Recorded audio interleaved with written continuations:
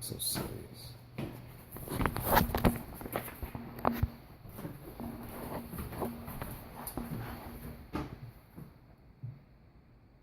Bob Russell, a former senior minister of Southeast Christian Church, told a story years ago about a mother who went to visit her son and discovered he had a roommate, a female roommate. She inquired about the arrangement. He explained, "I asked her to marry me, so until we get married, she will sleep in the guest room and I will sleep in my room." The mother goes along with the story and the visit continues. Jennifer Roback Morse, a Focus on the Family, in an article, "The Problem with Living Together," states that living together prior to marriage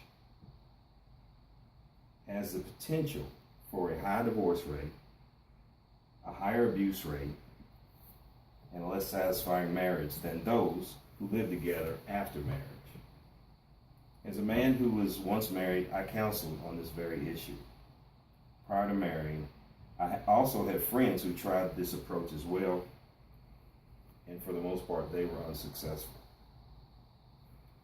As a brief overview of my speech today, I want to discuss potential dangers involved in seeking a preview of how marriage will be by living together first.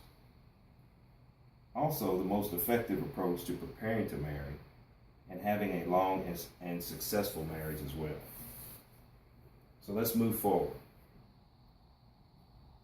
Firstthingsfirst.org posted an article titled, "What You Should Know About Living Together."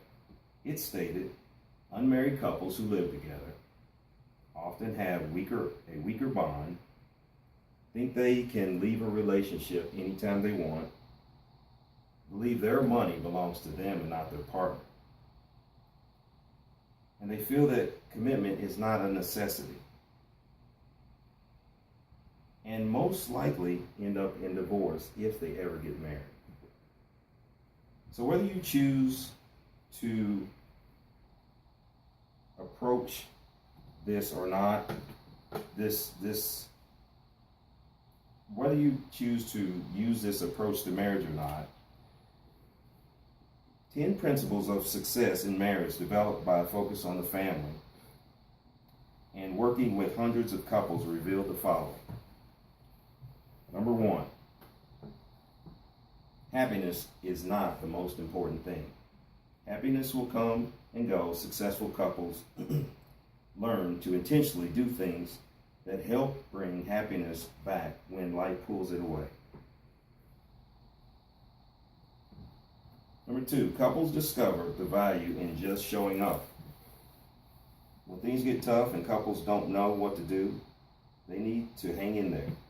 Time has a way of helping couples work things out. Number 3, if you do what you always do, you will get the same result. Wise couples have learned you have to approach problems differently to get different results. Number 4, your attitude does matter.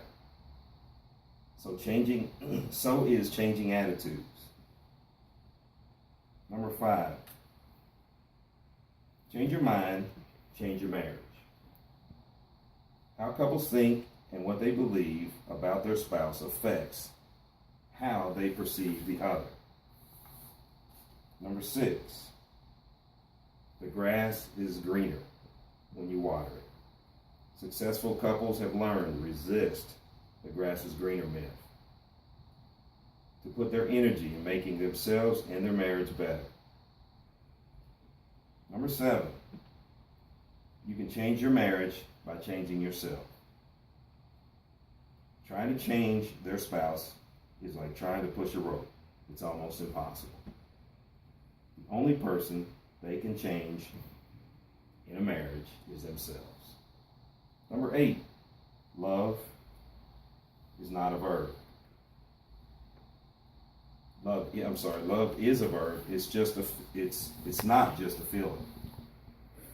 Real love is based on couples' vows of commitment, for better or for worse, when it feels good and when it doesn't. Number 9, marriage is often about fighting the battle between your ears. Resist holding grudges or bringing up the past, and that they married an imperfect person, and so did their spouse. Number 10, a crisis doesn't mean the marriage is over. Crises are like storms, loud, scary, and dangerous. To get through them, you just keep driving. So to conclude, we discussed how living together prior to marriage has shown a higher divorce rate, a higher abuse rate, and less satisfying marriages than those who live together after marriage. So back to my story at the beginning of my speech. Weeks later, the son calls his mother and asks, "Hey, Mom, by any chance you remember seeing the soup spoon while you were here? We looked everywhere and cannot find it." And the mom replies, "If your girlfriend would have been sleeping in her bed, you would have found the spoon by now."